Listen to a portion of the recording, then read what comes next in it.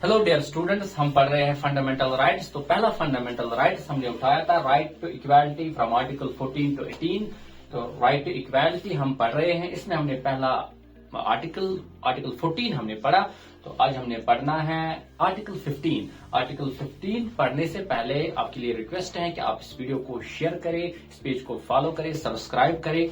तो आर्टिकल 15 जो है, आर्टिकल 15 में दोनों के लिए एक डायरेक्शन दी गई है, इंस्ट्रक्शन दी गई है स्टेट और सिटीजन्स के लिए भी। यानी स्टेट और सिटीजन्स वो डिस्क्रिमिनेशन या वो डिस्क्रिमिनेट नहीं करेगी, वो फर्क नहीं करेगी अगेंस्ट एनी सिटीजन, है ना, on these grounds. In grounds पे वो किसी भी सिटीजन के अगेंस्ट फर्क नहीं करेंगे। तो पहला जो ग्राउंड है वो क्या है? रिलीजन। मजहब के बेस पे वो कोई भी फर्क नहीं की जाएगी। हर इंसान का एक बिलीफ सिस्टम होता है, किसी मजहब से कोई मजहब उसने अडॉप्ट किया होता है, किसी मजहब को, किसी रिलीजन को फॉलो करता है। तो स्टेट की या किसी सिटीजन की कोई भी इंटरफेरेंस नहीं होनी चाहिए। यहाँ पे कॉन्स्टिट्यूशन रोकती है स्टेट और किसी भी सिटीजन को। दूसरा जो है रेस। तो रेस जो है it is on the basis of skin colour या फेशियल स्ट्रक्चर जिसको हम कहते हैं। तो अगर किसी तबके का जो स्किन कलर है वो इस तरह का है, फॉर एग्जांपल अगर हम मिसाल दें तो साउथ अफ्रीका की मिसाल जो है दैट इज मोर अप्रोप्रिएट यहाँ पे। तो साउथ अफ्रीका की मिसाल हम देंगे तो वहां पे जो ब्लैक्स थे तो उनका जो स्किन कलर था वो ब्लैक था। तो उसके रिगार्डिंग अगर हम बात करें तो उनको इंफीरियर माना जाता था, इंफीरियर रेस माना जाता था। उनका जो वैल्यू है बहुत ही कम किया गया था उस समाज में, क्योंकि उनके स्किन का कलर क्या था? ब्लैक। तो उसके बाद जो है कास्ट। तो कास्ट सिस्टम जो है, ये कास्ट जो है it is inspired by Indian caste system. तो इंडिया की अगर हम बात करें, इंडिया में 4 कास्ट्स हैं, जैसे कि ब्राह्मण, क्षत्रियज, वैश्याज एंड शूद्राज। तो ये जो चार क्लासेस हैं इंडिया की कास्ट सिस्टम में, इसमें एक क्लास है वो है शूद्राज, यानी लास्ट जो लोएस्ट क्लास है, एट द लोअर लेवल है शूद्राज। तो शूद्राज जो है तो वो उन्होंने बहुत ही डिस्क्रिमिनेशन सही, बहुत ही इनजस्टिस सहा, बहुत ही नाइंसाफी सही। कॉन्स्टिट्यूशन ने इंस्ट्रक्ट किया, कॉन्स्टिट्यूशन ने ये डायरेक्शन दी कि आप ये डिस्क्रिमिनेशन या सिटीजन को डायरेक्शन दी गई कि वो डिस्क्रिमिनेशन नहीं कर सकते हैं अगेंस्ट दिस कास्ट। तो उसके बाद है जेंडर। तो जेंडर में अगर हम बात करें तो ये जेंडर में सुपीरियरिटी और इंफीरियरिटी जो है ना, तो उसके बारे में बात की गई है।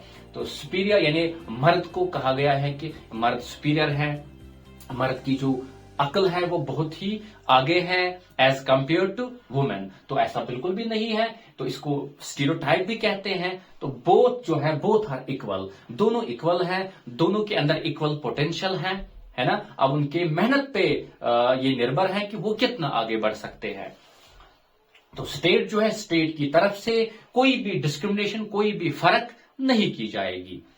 अब उसके बाद है प्लेस ऑफ बर्थ। तो प्लेस ऑफ बर्थ यानी किसी ज्योग्राफिकल लोकेशन को मद्देनजर रखते हुए डिस्क्रिमिनेशन की जाती है। जैसे कि फॉर एग्जांपल कोई शख्स रूरल एरिया से है, गांव से है, देहाती इलाके से है, तो वो गया किसी कंपनी में जॉब के लिए, तो उसको उसी के बेसिस पे जज करे कि ये गांव का है, ये इसको क्या आता होगा, इसको बोलना नहीं आता होगा, इसको ये प्रोजेक्ट नहीं करना आएगा। सिटीजन्स जो है उनको रोका गया है कि आप प्लेस ऑफ बर्थ के ऊपर या इसके रिगार्डिंग इस ग्राउंड पे डिस्क्रिमिनेशन नहीं करोगे, फर्क नहीं करोगे।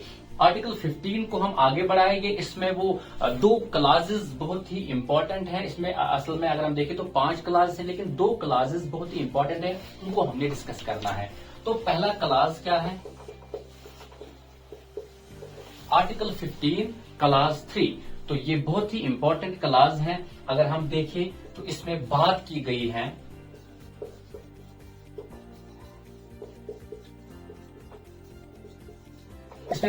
गई है कुछ स्पेशल प्रोविजंस के बारे में। यानी स्पेशल प्रोविजंस रखे गए हैं किनके लिए?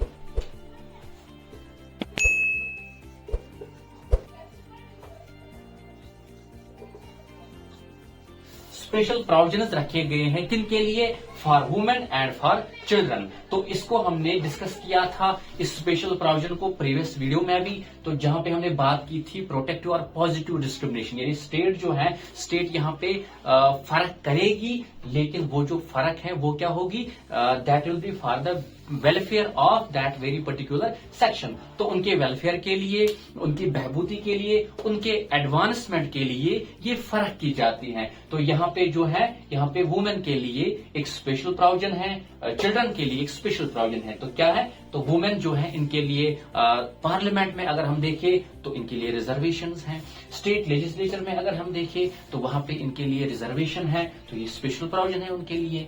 तो बच्चों की अगर हम बात करें तो फ्री एंड कंपल्सरी एजुकेशन बच्चों के लिए, और अगर हम बात करें ये जो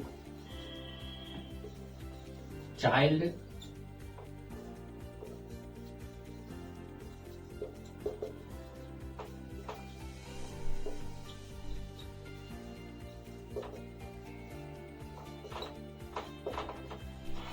तो child labour prohibition and regulation act की अगर हम बात करें तो ये भी एक प्रोविजन है बच्चों के लिए, ये भी एक स्पेशल प्रोविजन है। तो ये बात की आर्टिकल 15 क्लास 3 में ये स्पेशल प्रोविजन रखे गए हैं। तो दैट इज प्रोटेक्टिव और पॉजिटिव डिस्क्रिमिनेशन। तो यहाँ पे स्टेट को कहा गया है कि आप करिए फर्क, लेकिन वो फर्क जो है that is logical, that is reasonable, वो होगी for the welfare of these sections. तो उसके बाद जो है, उसके बाद एक और प्रोविजन है, एक और क्लास है, दैट इज आर्टिकल 15 क्लास 4। तो इसी आर्टिकल 15 का क्लास 4 जो है, तो इसमें कहा गया है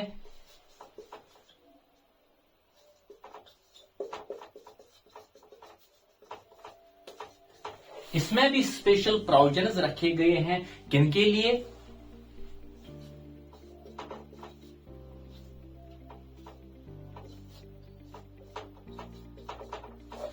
तो यहां पे भी आर्टिकल 15 क्लास 4 जो है इसमें भी स्पेशल प्रोविजंस रखे गए हैं।